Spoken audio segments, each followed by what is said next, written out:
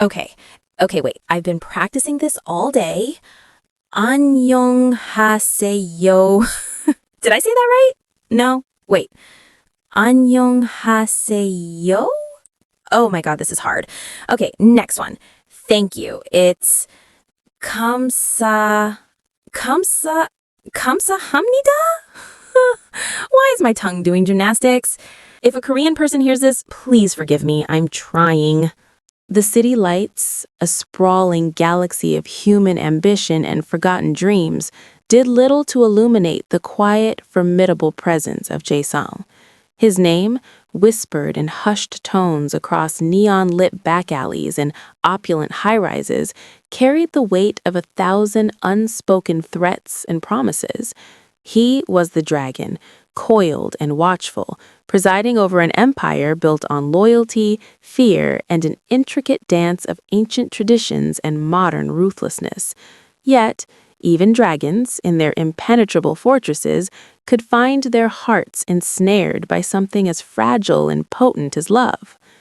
Her name was Lena. She moved through Jae-sung's world like a vibrant, defiant melody in a symphony of shadows. A woman of breathtaking grace and formidable spirit, she was everything the rigid expectations of his world were not. Their love was a wildfire, fierce and consuming, born in the clandestine corners where power met passion. He saw in her not just beauty, but a strength that mirrored his own, a soul that refused to be diminished. She, in turn, saw beyond the impenetrable facade of the boss, glimpsing the man beneath, yearning for connection. Their union was a scandal whispered behind silk screens and heavy oak doors. A black woman, an outsider, marrying into the ancient, unyielding lineage of the Kwan family. It was an affront to tradition, a challenge to the very fabric of their insular world. Jae-sung, blinded by a love he'd never known he possessed, dismissed the dissent. His will was iron, his decisions final. He believed his power would bend the world to his desires, that his love for Lena would be enough to break down the walls of prejudice that had stood for generations. Lena, with a heart full of hope and a spirit brimming with determination, tried. She truly tried. She immersed herself in their world, not as a defiant rebel, but as a devoted wife seeking to understand, to belong. She studied the language, its complex characters and nuanced inflections, until snippets of conversation flowed from her tongue, accented but understandable. She learned the intricate rituals of respect, the bowing, the pouring of tea, the deferential greetings that marked every interaction within the family hierarchy. She spent hours in the kitchen, meticulously learning to prepare dishes that had graced Kwan family tables for centuries, hoping to win approval through shared meals, through the very sustenance of their heritage. Her laughter, once free and unburdened, became softer, more restrained, attuned to the subtle cues of polite society. She yearned for acceptance, not for herself alone, but for the life she envisioned with Jae-sung, for the son they would one day bring into this complicated world. But the matriarch, Jae-sung's mother, was an immovable monument to tradition, her gaze sharper than any blade, her resolute, colder than winter ice. Mrs. Kwan saw Lena not as a woman or a wife, but as an aberration, a disruption to the sacred order. To her, Lena was a stark, living symbol of defiance, a stain on the immaculate lineage of the Kwan family. No amount of effort, no sincere gesture, no quiet act of devotion could soften the matriarch's hardened heart. The rejections were subtle at first, veiled in polite smiles and dismissive murmurs, like insidious tendrils of smoke seeping into every corner of their grand, cold home. Lena's offerings of food were left untouched. Her carefully chosen words in Korean were met with blank stares or sharp corrections. Her presence at family gatherings was acknowledged with glacial civility, a silence that spoke volumes more than any insult. she felt herself shrinking, her vibrant spirit slowly being eroded by the constant unspoken disapproval. Then came the night. A family dinner, ostensibly to celebrate a minor business success, but permeated by an unspoken tension that tightened the air with every passing minute. Lena, as always, had tried to connect, to find a bridge across the chasm of silence. She spoke of their son, then a lively, bright-eyed boy of 4, sharing a sweet anecdote, a moment of childish innocence that she hoped would bring a touch of warmth to the rigid atmosphere. Mrs. Kwan's eyes, usually sharp and penetrating, narrowed into slits of pure contempt. The matriarch's voice, when it came, was a whip crack across the room, cutting through the strained politeness. "You speak as if you belong," she spat, her words laced with an icy disdain that made Lena's blood run cold. A hush fell over the table, thicker than any fog. Jae-sung, usually so quick to defend, sat frozen, caught between the unyielding force of his mother and the raw vulnerability of his wife. His silence, however brief, was a betrayal. Lena's breath hitched in her throat. She looked at Jae-sung, a desperate plea in her eyes, but he remained unmoving, his face a mask of internal conflict. It was in that moment, in the agonizing stretch of his silence, that something inside Lena snapped. The years of trying, of learning, of begging for a sliver of acceptance culminated in a profound, soul-shattering realization. "My place," Lena said, her voice trembling but clear, "is by my husband's side, as the mother of his son." It was a quiet defiance, a last stand, and it was too much for the matriarch. The matriarch arose, her ancient face contorted with fury, her hand a blur in the air. The sound of the slap echoed through the room, sharp and unforgiving, a physical manifestation of years of emotional abuse. A crimson mark bloomed on Lena's cheek, a stark contrast to her dark skin, a brand of public humiliation. The world seemed to tilt. Lena's hand flew to her stinging cheek, her eyes wide with shock, not just from the physical blow, but from the brutal finality of it. In that precise instant, the last fragile thread of her hope, her desperate need for acceptance, was severed. There would be no more begging, no more striving for validation from those who would never offer it. Her spirit, though bruised, rose from the ashes, hardened and resolute. She looked at Jae-sung, at the conflict in his eyes, at the belated anger simmering beneath his controlled exterior, and knew, with a chilling certainty, that this was the end of one chapter and a terrifying beginning of another. She would never again ask for a place at their table. She would build her own. The slap echoed, not just in the silent dining room, but in the deepest chambers of Lena's soul. It was the crack that shattered the fragile veneer of her life within the Kwan family, a sharp, undeniable truth that no amount of love, effort, or sacrifice could overcome the ingrained prejudice that defined her existence there. She didn't cry.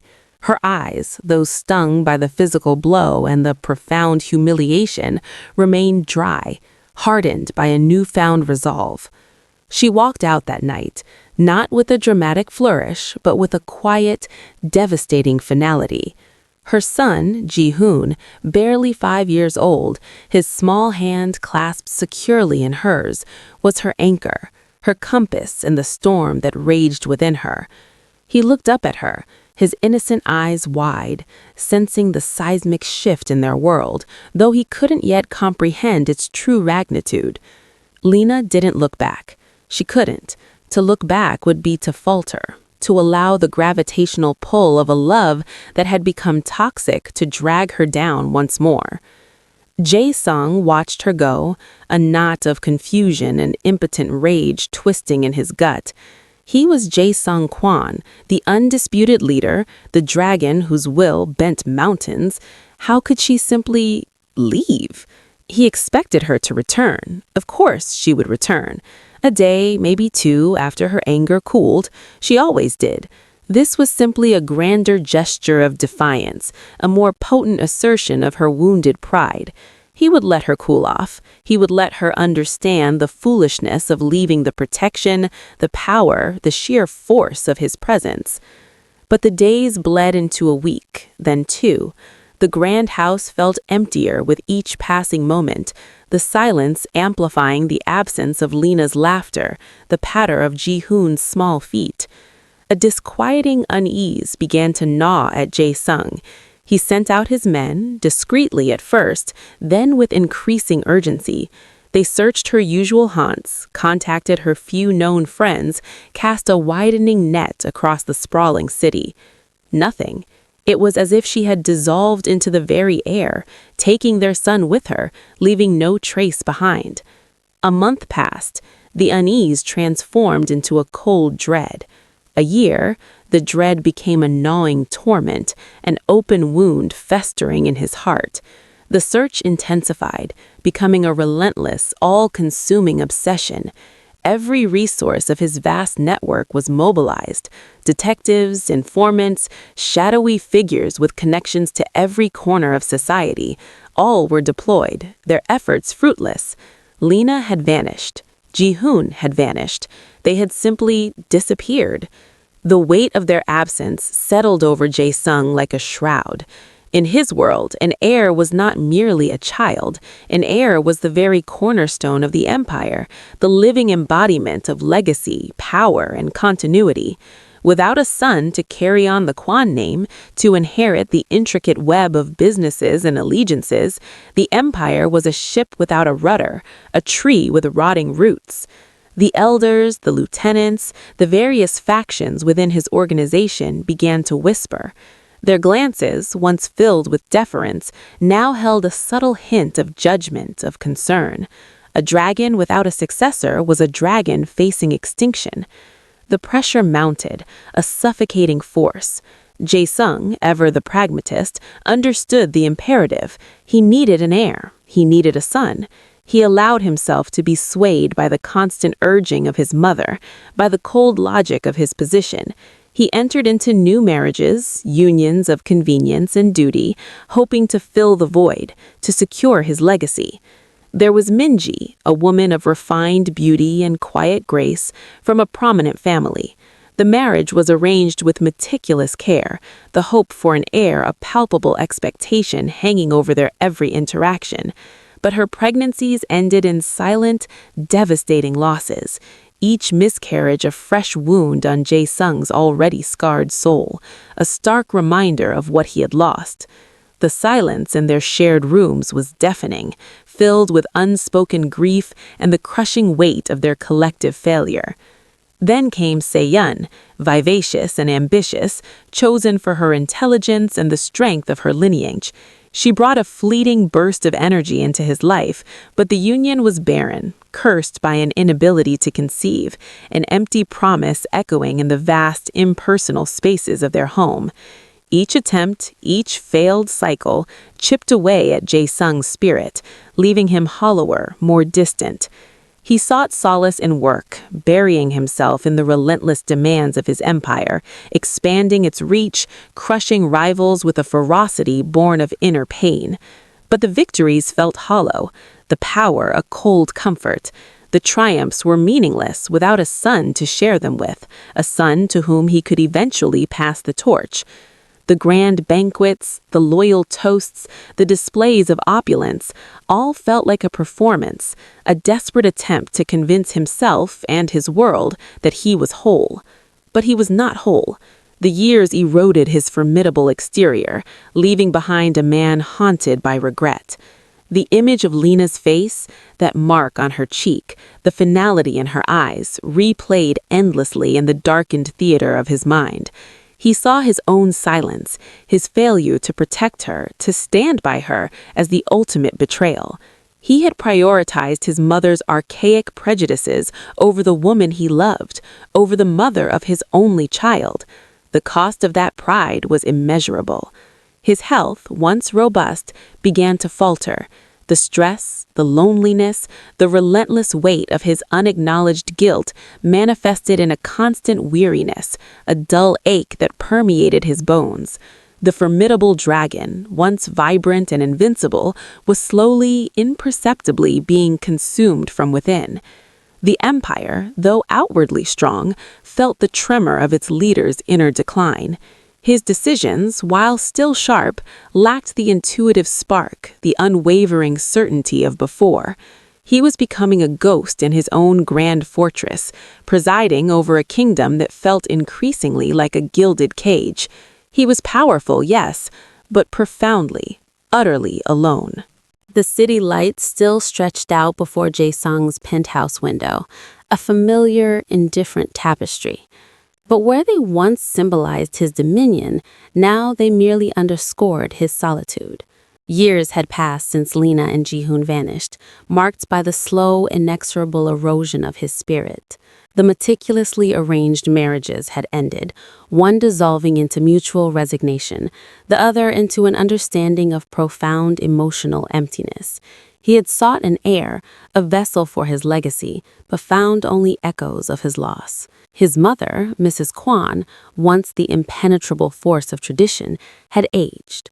Her once sharp features softened by the relentless passage of time, though her opinions remained as rigid as ever.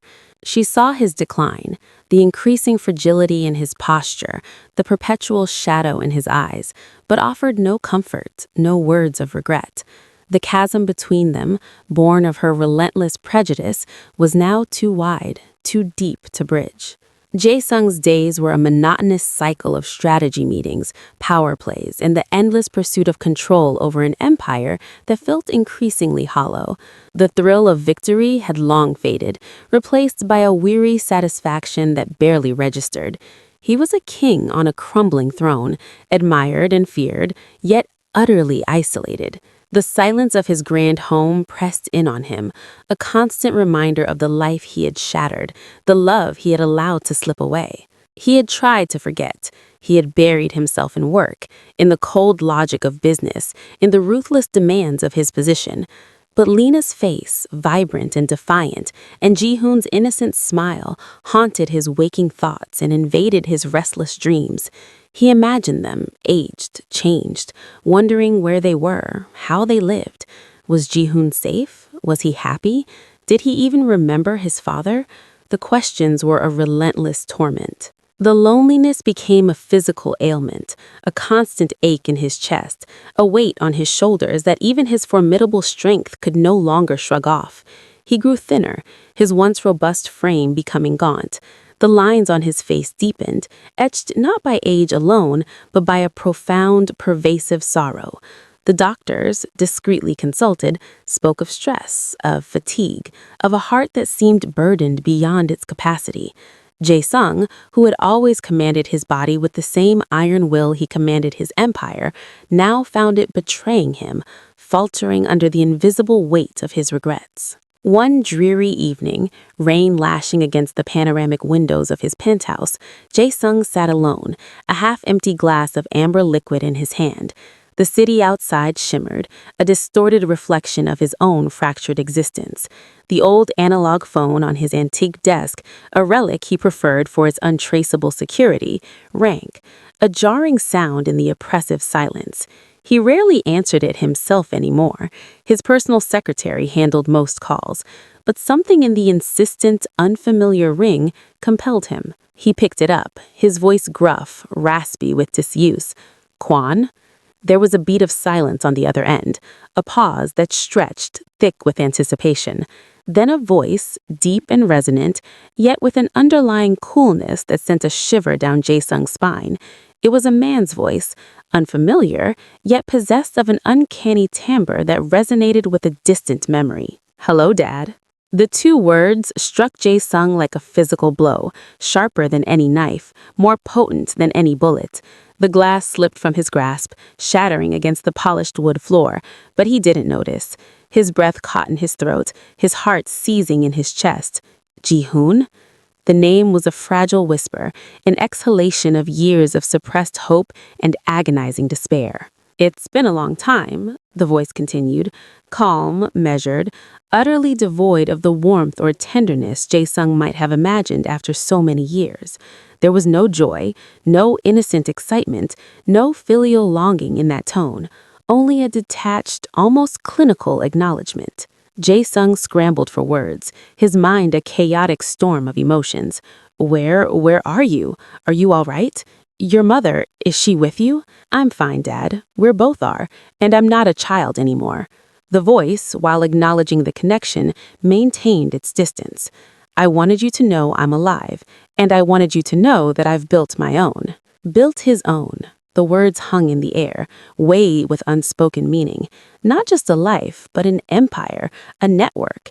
The implications were staggering, audacious. His son, snatched from him as a boy, had not merely survived, he had thrived, forged his own path independent of the formidable shadow of the Kwon Empire. Jae-sung felt a surge of pride, fierce and unexpected, momentarily eclipsing the confusion and regret. His son, his blood, had the same fire, the same drive. But beneath the pride, a cold dread began to form. This voice, this man, was not the innocent child he remembered. This was a force. A rival? An ally? He didn't know. All he knew was that the prodigal son had returned, not to beg for forgiveness or seek refuge, but to announce his arrival as an equal, a power in his own right. The game had changed, and Jae-sung, weakened by years of loneliness and illness, knew, with a certainty that chilled him to the bone, that he was no longer the only dragon in this city. The phone call was a jolt of pure, unadulterated electricity, searing through the numbing routine of Jae-sung's solitary existence. Ji-hoon, alive, and not just alive, but strong, formidable, a power unto himself.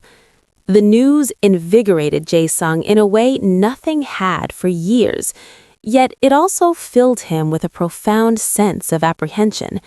The boy on the phone was not the innocent child he had lost, but a man shaped by an unknown life, a life lived entirely outside the shadow of the Kwon Empire. They met a week later in a neutral location chosen by Ji-hoon, a private art gallery, hushed and sterile, far from the familiar opulent trappings of Jae-sung's world. Jae-sung arrived early, his heart pounding with an unfamiliar mix of hope and fear. He paced among the silent sculptures, each minute stretching into an eternity. He tried to imagine his son, tried to bridge the chasm of years with fragmented memories of a small, bright-eyed boy. The gallery door opened, and a figure entered, casting a long shadow. Jae-sung turned. He was a stranger, and yet, undeniably, his son.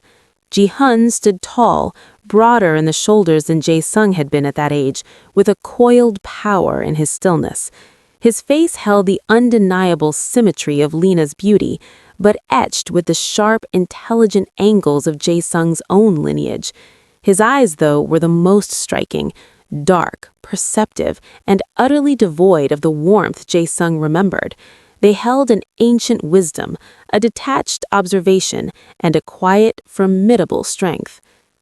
"Father," Ji-hoon said, his voice even, steady. It was the same voice from the phone call, cool and self-possessed. No embrace, no emotional outburst, only a nod of formal acknowledgement. Jae-sung felt a pang of raw grief. This was not the reunion he had dreamt of, not the outpouring of long-lost love. This was a meeting between two powerful men, separated by blood and circumstance, sizing each other up. "Ji-hoon," he managed, his voice thick with emotions he couldn't articulate.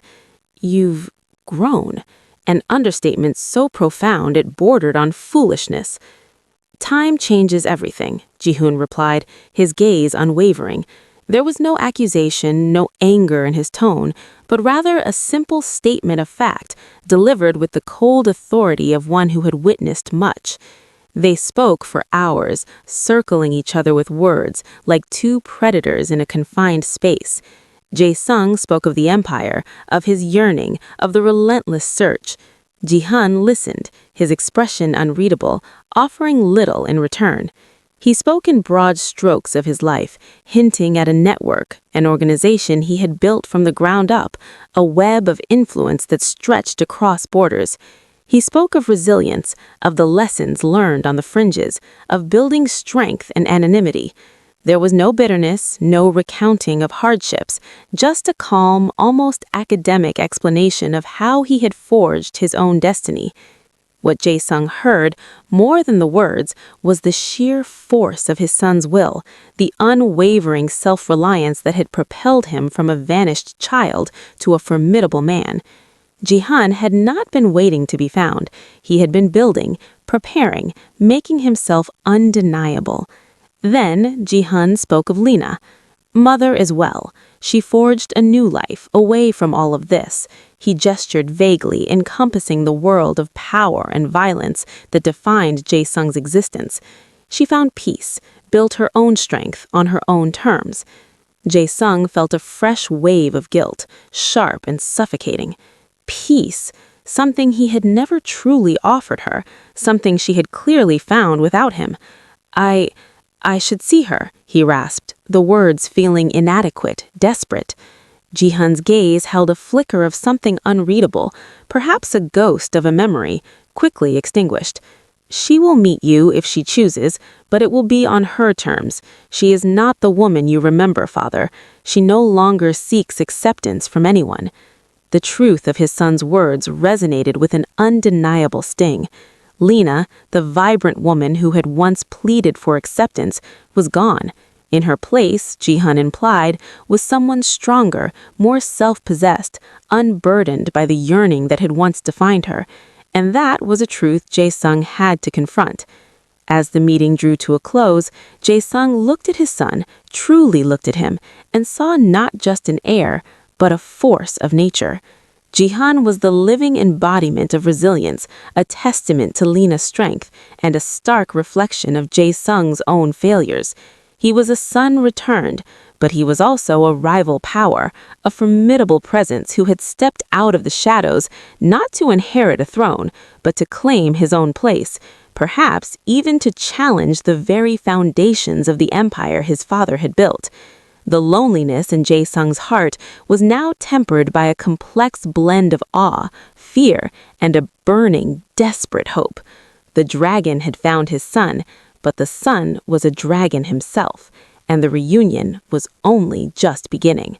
The days following Ji-hoon's phone call and their initial meeting were a maelstrom of conflicting emotions for Jae-sung.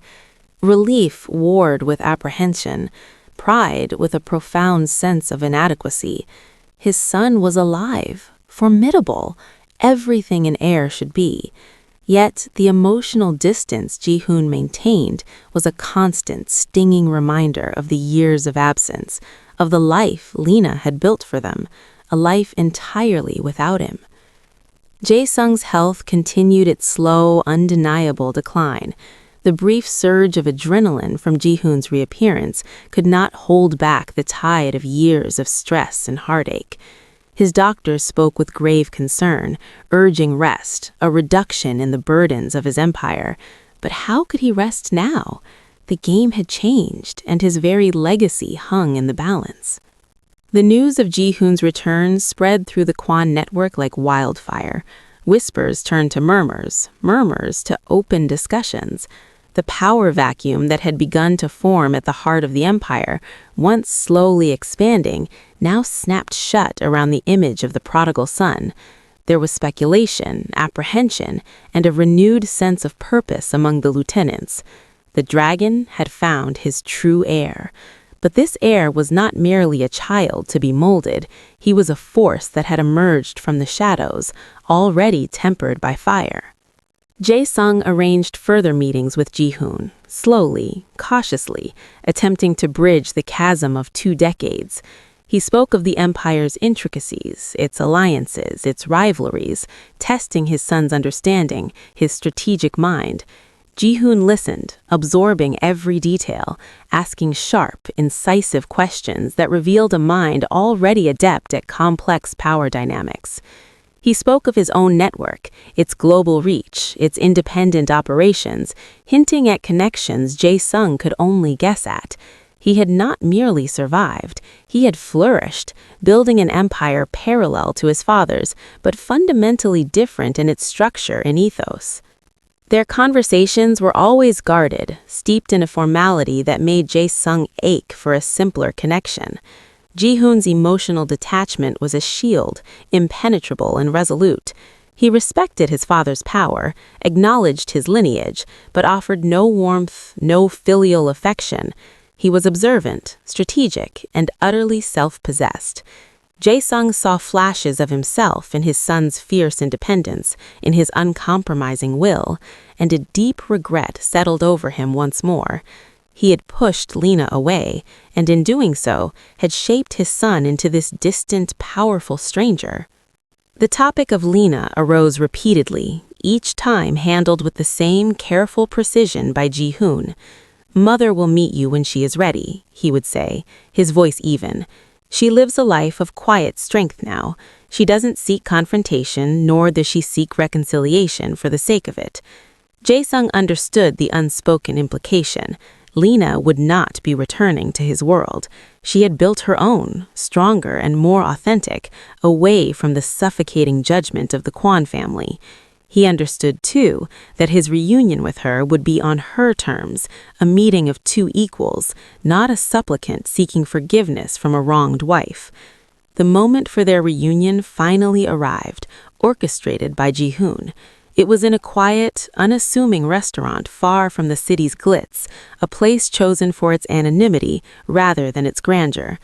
Jae-sung arrived, his heart a frantic drum against his ribs.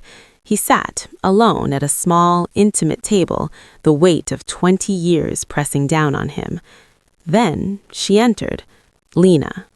Time had etched delicate lines around her eyes, but they were lines of wisdom, of resilience, not sorrow. Her posture was straight, her movements fluid and calm, carrying an aura of quiet power.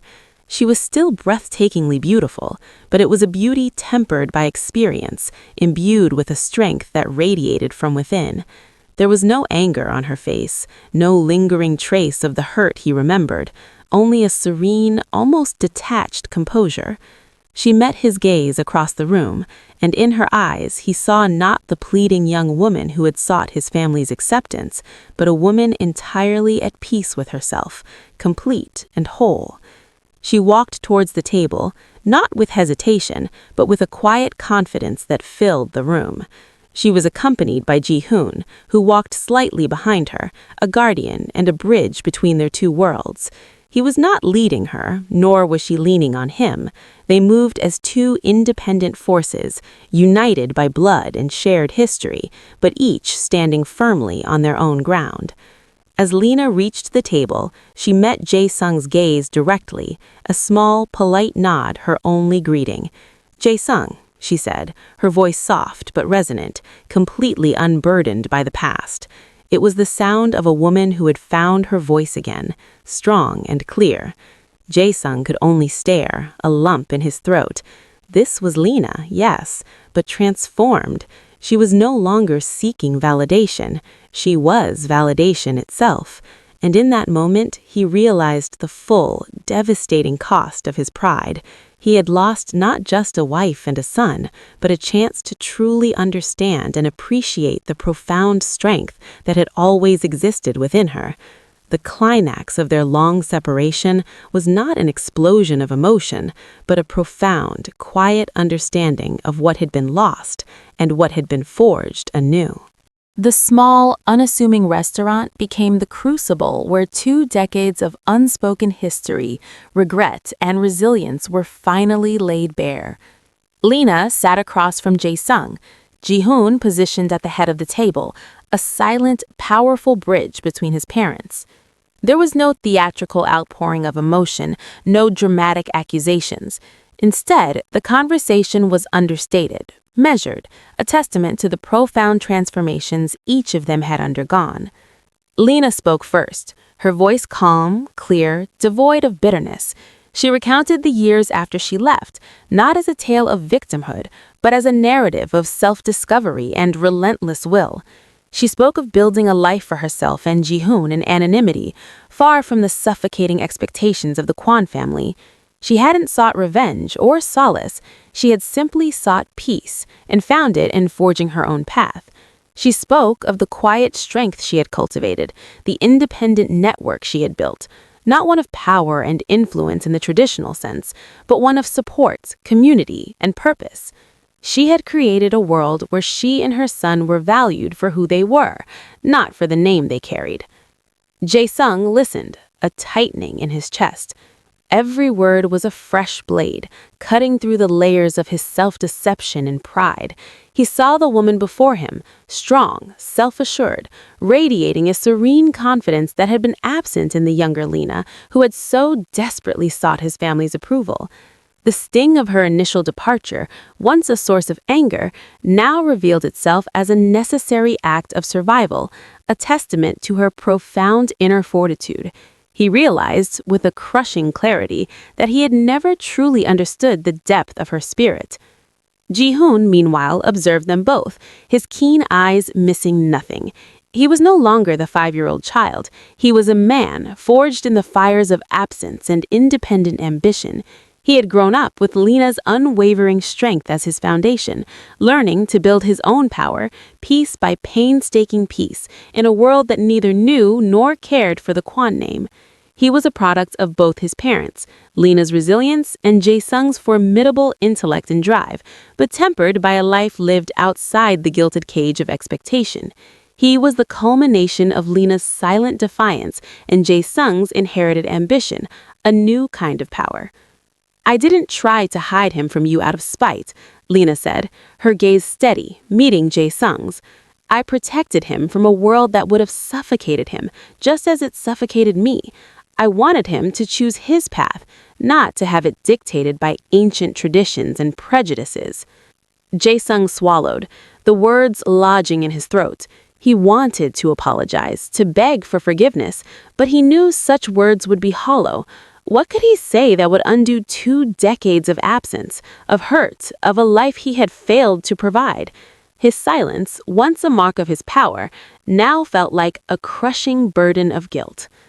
Ji-hoon finally spoke, his voice cutting through the heavy air. "My mother gave me a different kind of strength, father. One that doesn't rely on fear or a name. It relies on insight, on connection, on building something real from the ground up." He looked from Lena to Jae-sung, his presence filling the space between them, no longer a child caught in the middle, but a man who had transcended their conflict. "But I am also your son.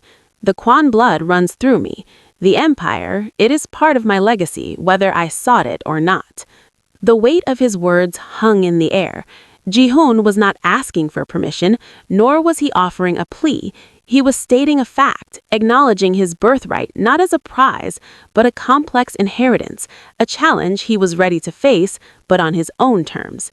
He was the true heir, not just by blood, but by a strength forged in adversity, a wisdom born of independent struggle. He stood between them, a living testament to Lena's courage and Jae-sung's potent, undeniable lineage. He was the future, a culmination of their intertwined, fractured past. The unspoken question lingered in the air. What would he choose? The path of his mother, forging a new independent life, or the path of his father, reclaiming a legacy he had never known?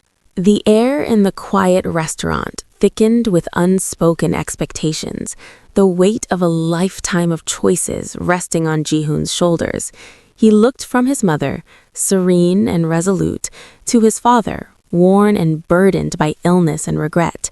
He understood the gravity of the moment, the crossroads where his past, present, and future converged. "I will take over the empire," Ji-hoon finally announced, his voice clear and unwavering, cutting through the silence. Jae-sung's breath hitched, a wave of relief washing over him, quickly followed by a tremor of apprehension. He had his heir, but the conditions would be Ji-hoon's, and Jae-sung knew, deep in his bones, that those terms would be uncompromising. "But it will be on my terms," Ji-hoon continued, his gaze direct, meeting his father's without faltering. The old ways, the prejudices, the blind adherence to tradition over capability, they end. The empire will adapt. It will evolve. My network, built on merit and global understanding, will merge with yours, bringing a new vision, a new strength. Lena offered a slight, almost imperceptible nod, a flicker of pride in her eyes. She understood. Ji-hoon was not merely inheriting a throne, he was remaking it. He was dismantling the very structures that had driven her away, forging a path that honored both his bloodline and his independent spirit. Jae-sung, though weakened, still possessed the sharp mind of a strategist. He saw the wisdom in Ji-hoon's words, the undeniable logic of injecting new blood, new methods into an aging, calcifying structure. He also recognized the implicit challenge to his own authority, the quiet dethroning that was taking place. Yet, in that moment, he felt no resentment, only a profound, weary acceptance. This was the consequence of his pride, the price of his past mistakes. His son was strong enough to lead, to challenge him, to reform his world. And that, Jae-sung realized, was a legacy more powerful than any unquestioning obedience. Over the following weeks, a fragile, complex reconnection began to form between the three of them. There was no forced forgiveness, no grand declaration of reconciliation. The wounds of the past were too deep, the years of separation too vast for such simple closure. Instead, there was a quiet understanding, a nuanced acceptance of their shared, fractured history. Lena did not return to the Kwon household. Her life, her peace, was outside its walls. But she met with Jae-sung periodically, often with Ji-hoon present. Their conversations were no longer about the painful past, but about the emerging future, about Ji-hoon's vision for the empire, about the subtle complexities of family and legacy. Lena offered insights drawn from her years of independent strength, insights Jae-sung now valued beyond measure. She saw him, truly saw him, not as the formidable boss, but as a man broken by his own choices, yearning for a connection he had once discarded. Jae-sung, in turn, found a quiet redemption in their conversations. He listened, truly listened, to Lena, to Ji-hoon. He began to shed the armor of his pride, acknowledging, in subtle ways, his mistakes. The silence that once defined his emotional landscape now held genuine reflection. He admitted, though never explicitly, the depth of his regret, the hollow ache of the lost years. He spoke of the lessons he had learned through their absence, lessons about the true meaning of strength, of family, of love beyond tradition. His health, however, continued its inexorable decline. The brief resurgence of energy sparked by Ji-hoon's return had been a temporary reprieve. The years of internal struggle, the loneliness, the slow corrosion of regret had taken their toll. He spent more time in his private study, the grand windows now framing a city he no longer actively commanded. His focus, once laser-sharp on the intricacies of power, now drifted to the faces of his son and Lena, the echoes of a life almost lost, almost entirely unredeemed. He watched Ji-hoon take the reins, smoothly, intelligently, consolidating power with a quiet authority that belied his years. He brought his own trusted lieutenants, his own global connections, subtly integrating them into the existing structure, transforming it from within. The old guard, initially wary, soon recognized the undeniable force and strategic brilliance of the new leader. Ji-hoon was the dragon reborn, a more formidable, adaptable creature, capable of navigating both the ancient world of his father and the complex interconnected world he had built for himself. Jae-sung found a strange peace in witnessing this transition. His legacy would live on, not as a static monument to his past, but as a dynamic, evolving entity shaped by the son he had almost lost forever. His final days were marked not by anger or despair, but a quiet acceptance, a profound understanding of the cyclical nature of power and the enduring, complex power of family. He had paid a heavy price for his pride. But in the twilight of his life, a glimmer of redemption had finally appeared, delivered by the very people he had driven away. The end came quietly, as twilight often does.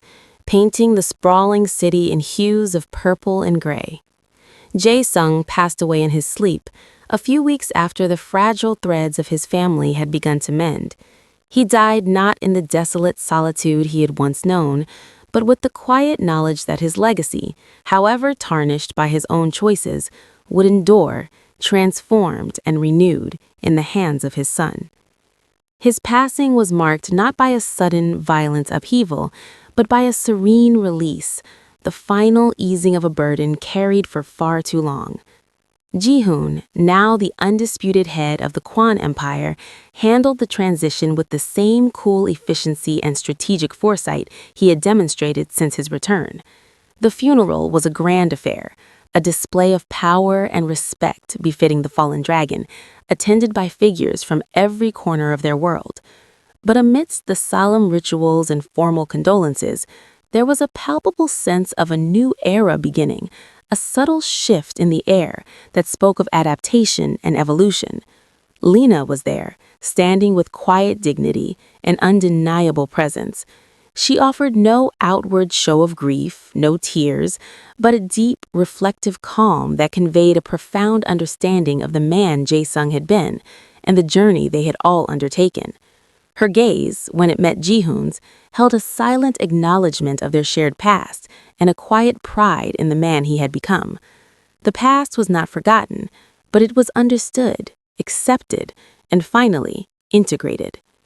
In the days and weeks that followed, Ji-hoon systematically began to reshape the empire. He honored the loyalties and strengths of the old guard, but ruthlessly purged the elements of prejudice and stagnation that had once defined it. He integrated his own global network, his contacts, and his philosophy of meritocracy and adaptability. The Kwon Empire, under his leadership, became a leaner, sharper, more expansive force, one that looked to the future rather than clinging to the past. He commanded respect not just through fear, but through undeniable competence and a vision that resonated with a new generation. The reunion, though born of pain and separation, had not resulted in a fairy tale ending of forced forgiveness. Life and family were far more complex than that. Lena continued to live her independent life, a powerful, quiet anchor for Ji-hoon, a constant reminder of the strength found beyond the empire's walls. Their relationship evolved into one of mutual respect and deep, unspoken understanding, a bond forged in the crucible of their shared history. Ji-hoon carried the weight of his father's legacy, but on his own terms. He was the son of the dragon, yes, but he was also the son of Lena, a woman who had dared to walk away from a suffocating world and build her own. He understood the cost of pride, the corrosive power of regret, and the immeasurable value of lost time. He built an empire that honored his bloodline, but one that was also defined by his mother's resilience, her ability to thrive against all odds, to carve out a space where dignity and strength flourished. The city lights still stretched out, an indifferent galaxy. But now, from the penthouse window, Ji-hoon looked upon them with a different kind of understanding. He had claimed his birthright, not as a desperate attempt to fill a void, but as a deliberate choice to redefine power, to build a legacy that was both ancient and utterly new. He had learned that true power was not in the unshakable strength of its legacy, a strength forged not just in blood and might, but in the loss, the learning, and the unwavering will to rise again. Would you have stayed? Drop your comments on your thoughts. Like and subscribe to the channel. Thanks for watching.